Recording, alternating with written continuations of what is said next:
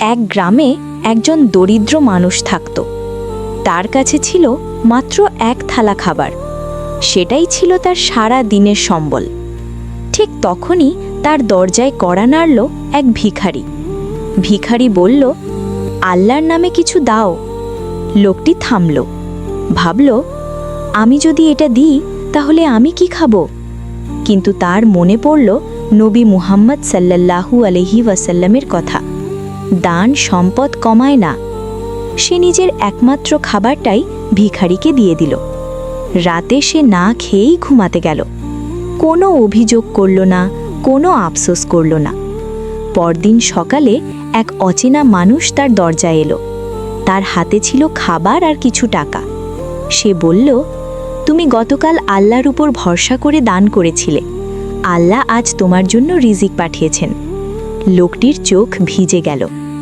এই গল্প আমাদের শেখায়, যা আমরা দান করি তা হারাই না, বরং আল্লাহর কাছে রেখে দিই।